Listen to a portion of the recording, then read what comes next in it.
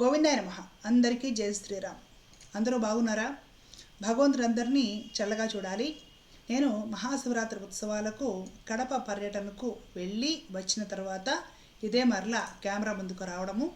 ఇప్పుడైతే ఈ శంకరామనాయ పీఠాలకు సంబంధించి ఈ వివాదానికి సంబంధించి 2 వీడియోస్ చేసే ప్రయత్నం చేస్తాను. ఒకటి, ఈ మధ్య నేను 2 వీడియోస్ ప్రైవేట్లో పెట్టేశాను, పబ్లిక్లో లేవు. ఆ వీడియోస్కి సంబంధించి ఈ వీడియోలో వివరణ ఇచ్చే ప్రయత్నం చేస్తాను. ఆ తర్వాత ఇంకొక వీడియో శంకరామనాయ పీఠాలకు సంబంధించి ఈ గొడవలు ఎందుకు, ప్రామాణికమైన విషయాలు ఆధారాలు ఏమైనా ఉంటే అవి పబ్లిక్లో పెట్టేస్తే ఈ వివాదం ఇంతటితో ఆగుతుంది కదా అని కొందరు సలహా ఇస్తున్నారు ఫాలోవర్స్.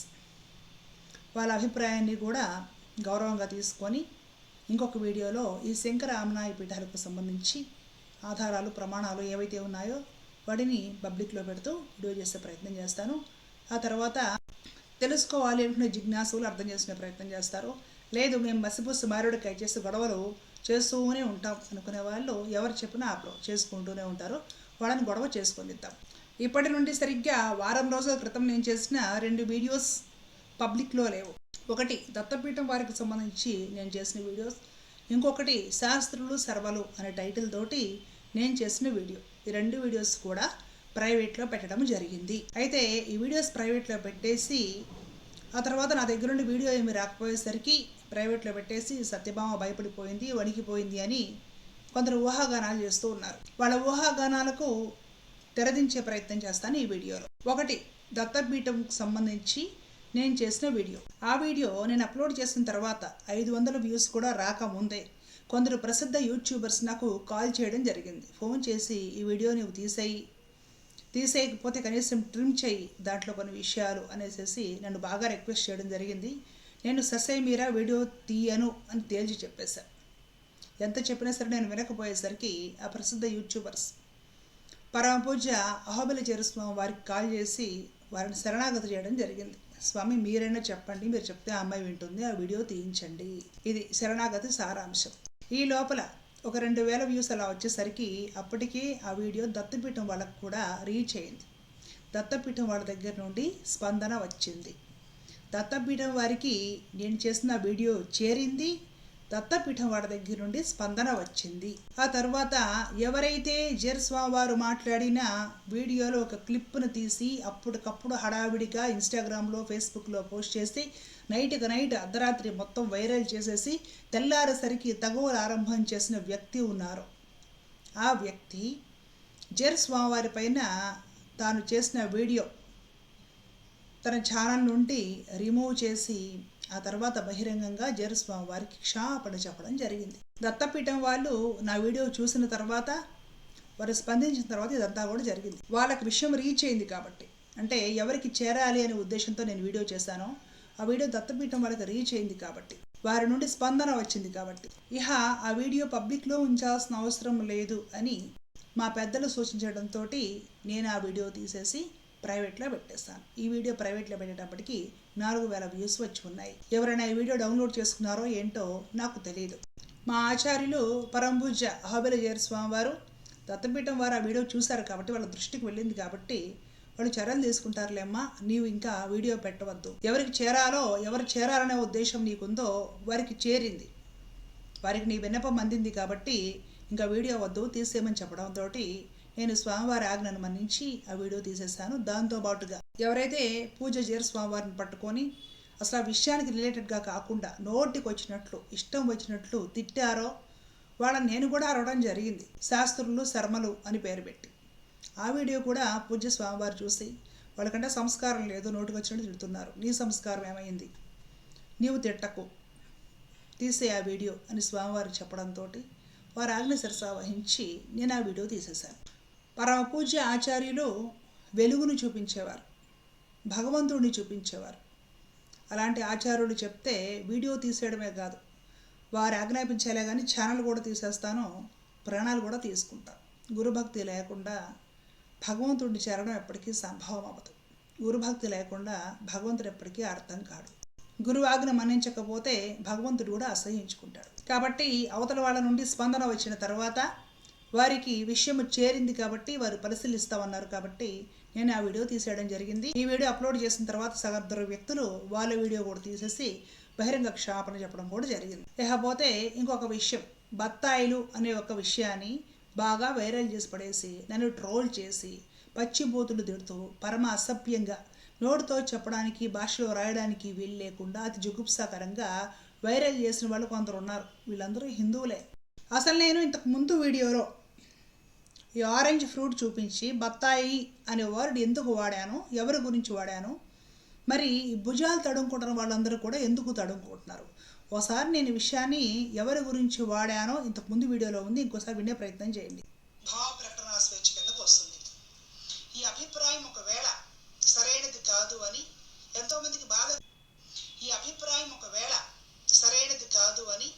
ఎంతోమందికి బాధ కలిగించి ఉండవచ్చు. దాని కొందరు పోస్టుల రూపంలో, వీడియోస్ రూపంలో చాలా మర్యాదగా గౌరవంగా మాకు మీరు ఇలా అన్నారు, బాధ కలిగింది స్వామి, దానికి వివరణ ఇవ్వండి అని ప్రశ్నించిన వారు ఉన్నారు.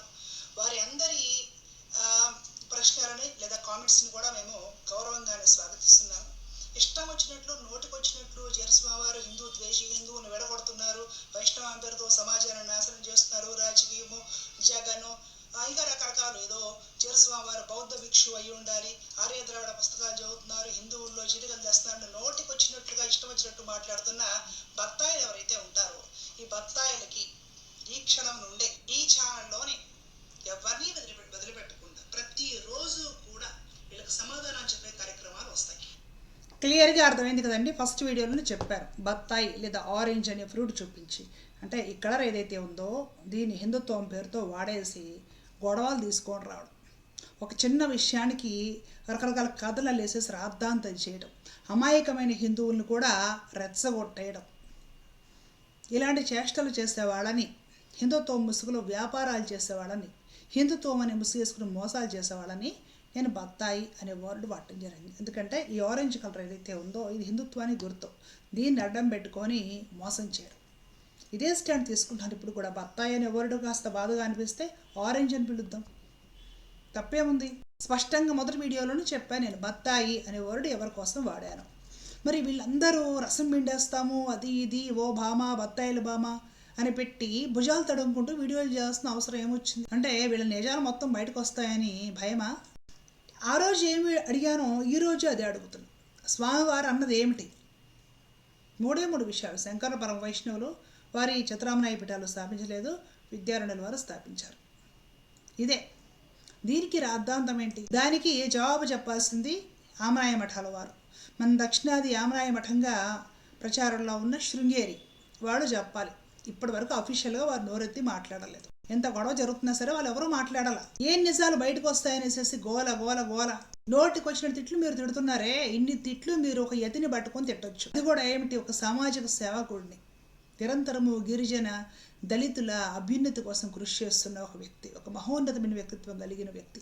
అధర్వణ వేదం అంతరించిపోతూ ఉంటే స్వామివారి ఆ శాఖలు నిలబెట్టారు. ఆ విషయం అందరికీ తెలుసు. ఈరోజు సనాతన ధర్మానికి వేదాలే ప్రమాణం, వేదాలే ఆధారం అని చెప్తున్నారే, వాడిని కొన్ని శాఖలు అంతరించిపోతుంటే స్వామివారి కోట్లు ఖర్చు పెట్టి ఎంతమంది ఆ శాఖలో పండితుల్ని తీసుకుని వచ్చి వాళ్ళకి నేర్పి శిక్షణనిచ్చి గొప్ప ఘనపాటిలుగా తయారు చేసి అంతరించిపోతున్న వేద శాఖలు నిలబెట్టిన ఒక మహోన్నతమైన యోగి ఋషి. వారు చేయని సేవా కార్యక్రమాలంటూ లేవు.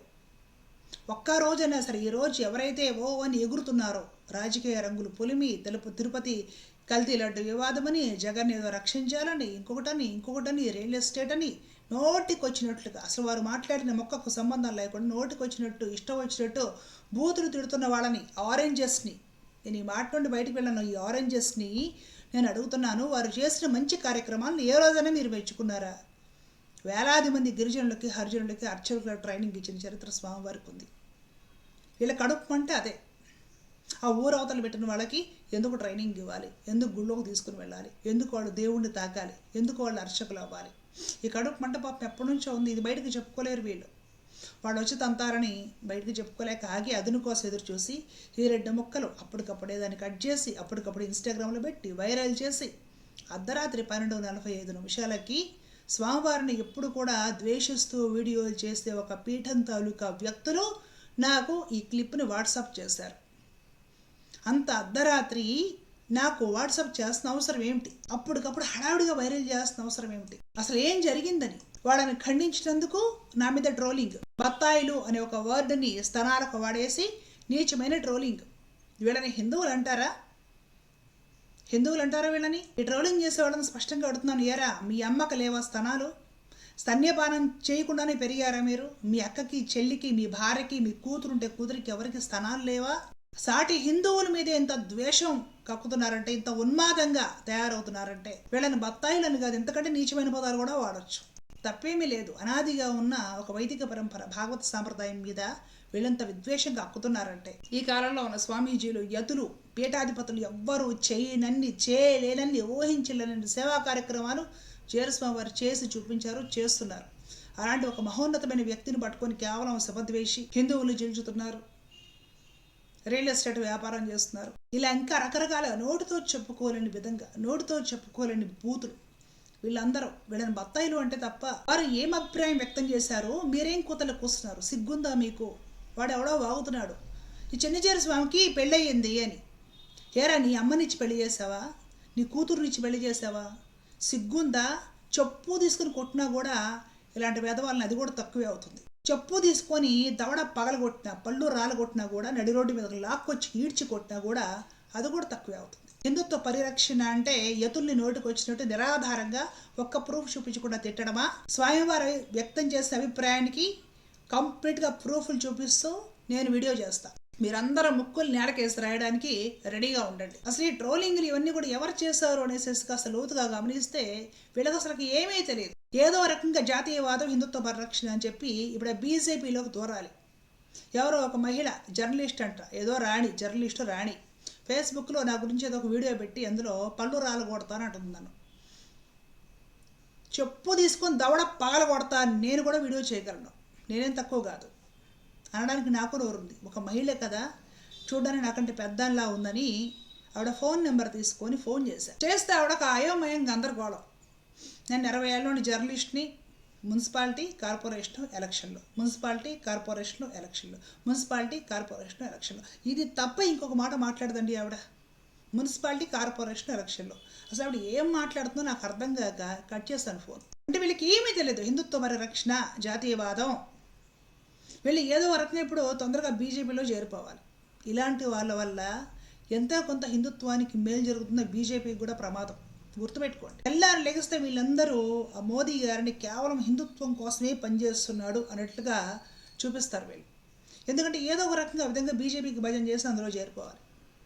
తద్వారా ఏమవుతుందంటే చూసే వాళ్ళకి ఇది కంప్లీట్గా హిందుత్వ పార్టీ, ఇతరత్ర మతాలకి బీజేపీ ఏం మేలు చెయ్యదు అనే ఒక నిర్ధారణకు వచ్చి ఇతర మతాల వారు బీజేపీకి ఓట్లేయడం మానేస్తారు.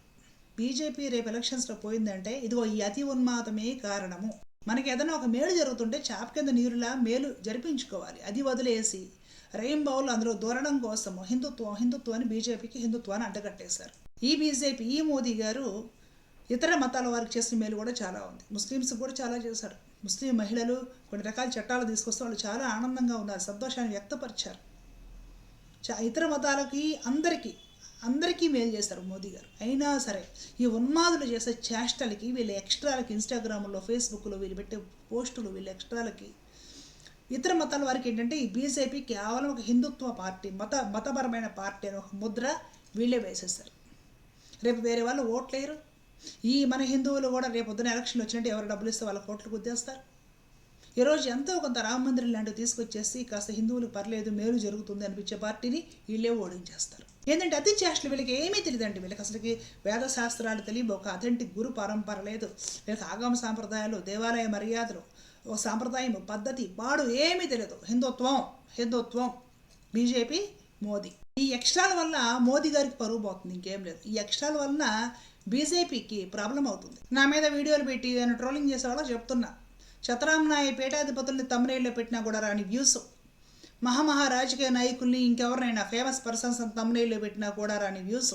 ఈ సత్యభామ ఫోటో వేస్తే వ్యూస్ వచ్చేస్తాయి. ఎవరెవరైతే నా ఫోటో వేసుకొని వీడియోలు చేసుకున్నారో వాళ్ళందరి ఛానల్స్ గమనించండి. ఇతరత్ర ప్రసిద్ధ వ్యక్తుల్ని తమ్మునేళ్ళలో పెట్టినా కూడా రాని వ్యూస్ సత్యభామ ఫోటో వేస్తే వచ్చేస్తాయి. అంత ఫేమస్. మీరే నన్ను అంత పాపులర్ చేశారు. ఈరోజు రకరకాల మెయిన్ ఛానల్స్ వాళ్ళు కూడా నా నెంబర్ వెతికి పట్టుకొని నన్ను ఇంటర్వ్యూ అడుగుతున్నారు, ఈ విషయం గురించి మాట్లాడదాం రండి అని చేసి. మీరెంత పాపులర్ చేస్తారు నన్ను. సత్యభామ ఫోటో వేస్తే చాలు తమ్నెయిల్లో వ్యూస్ వచ్చేస్తాయి. ఈ విషయం అందరికీ తెలిసిపోయింది. నా అభిమానులేమో సత్యభామను ఏమన్నారో అనేసి ఆవేదనతో చూస్తారు. నా వ్యతిరేకులేమో సత్యభామను బాగా తిడితే విని ఎంజాయ్ చేద్దాం అనే ఒక సునకానందంతో వాళ్ళు చూస్తారు. ఎట్లయినా సరే నా ఫోటో వేసుకుంటే తమ్నెయిల్లో బ్రహ్మాండమైన వ్యూస్ వస్తాయి. ఈ మోదీ గారి ఫోటో, ట్రంప్ ఫోటో, ఇంకొకటి ఇవన్నీ వేసినా కూడా రాని వ్యూస్. అవి వేస్తే 500 వ్యూస్ వస్తాయి, నా గురించి వేస్తే 25,000 వ్యూస్ వస్తాయి. నన్ను పాపులర్ చేస్తున్న మీ అందరికీ అనేక ధన్యవాదాలు. మీరు చేసిన ట్రోలింగ్కి నాకు ఇంట్లో కూడా బాగా సెక్యూరిటీ పెంచేశారు. అంటే ఈ ట్రోలింగ్ చేసే వాళ్ళ ఉద్దేశం ఏంటంటే, ఒక మహిళని వ్యక్తిత్వ హననం చేస్తూ, నీచంగా బాడీ షేమింగ్ చేస్తూ, బూతులు తిడుతూ, అసభ్యంగా ట్రోలింగ్ చేసేస్తే ఇంట్లో వాళ్ళు, ఈ అత్తమామలో భర్త వీళ్ళందరూ తన్ని ఇంట్లో కూర్చోబెట్టేస్తారు వీడియోలు చేయనివ్వకుండా. అలాగే ఈ అమ్మాయిని మ్యూట్ చేసేద్దాం అని వీళ్ళ ఉద్దేశం. మా వాళ్ళు అలా కాదురా నాయన, మా ఇంట్లో ఇంకా నీట్గా బాగా సపోర్ట్ పెరిగింది, సెక్యూరిటీ పెరిగింది. నేను ఈ మహాశివరాత్రి ఉత్సవాల సందర్భంగా కడప పర్యటనకి వెళ్తే కుటుంబ సభ్యులు 2 కార్లు తీసుకుని బయలుదేరారు. పోయిన సంవత్సరం నేనే వెళ్ళాను పిల్లల్ని తీసుకొని, మా వారికి కుదరలేదు. ఈసారి మా వారే వెంట ఉండి, మా వాళ్ళు కూడా ఉండి జాగ్రత్తగా 2 కార్లలో వెళ్ళేసేసి వచ్చాం. మీరు అంత ట్రోల్ చేస్తే నాకంత సెక్యూరిటీ పెంచుతారు ఇంట్లో. ఎందుకో తెలుసా, బయట చిల్లర వెధవల వాగుడు వినరు. ఇంట్లో వాళ్ళకు నేనేంటో తెలుసు. నా వాళ్ళు నన్ను చూస్తున్నారు, నా వాళ్ళందరికీ నేనేంటో తెలుసు. బయట చిల్లర వెధవల వాగుడు పట్టించుకొని ఇంట్లో నన్నేదో చేయడము, నన్ను హింసించడము, ఈ పద్ధతి మా కుటుంబంలో లేదు. శివాలయాలు కూలిపోతుంటే జీర్ణం అయిపోతే కనీసము ఒక ఇటుక పెట్టి బాగు చేద్దాం, వెళ్ళవేద్దామని జేబులో నుండి 10 రూపాయలు చేయడం చేతగాని వాడు బయటకు మాత్రం తెలివిగా శివకేశవ అభేదము, వాళ్ళు వీళ్ళని పూజించరు, వీళ్ళు వాళ్ళని పూజించరు, కొట్టుకుంటున్నారు, తన్నుకుంటున్నారు అనేసి పనికి మాలిన వీడియోలన్నీ చేసేసి అమాయకంగా ఉండే హిందువుల హృదయాల్లో విషము నింపి రెచ్చగొట్టి వాళ్ళు ఏదో రెచ్చిపోయి ఇతడు ఏదో ఘనకార్యం చేస్తున్నాడు, ఇలాంటి వీడియోలు చేసేవాడు అని వాళ్ళు భావించి వీళ్ళకి సపోర్ట్ ఇవ్వడం. పాపము కల్లా కపడం తెలియని అమాయక హిందువులు ఇవన్నీ నిజమే అనుకొని నమ్మి వీళ్ళు ఇలాంటివన్నీ కూడా పబ్లిక్కి చెప్పి ఏదో ఉపకారం చేసేస్తున్నారు సమాజానికి అని వాళ్ళు భావించి సపోర్ట్ ఇవ్వడం, తద్వారా వ్యూవర్షిప్ పెంచుకోవడం. ఎవరి సాంప్రదాయం వాళ్ళు పాటించుకుంటూ అందరూ ధర్మం కోసమే ఉన్నారు, అందరూ భారతదేశం కోసమే ఉన్నారు.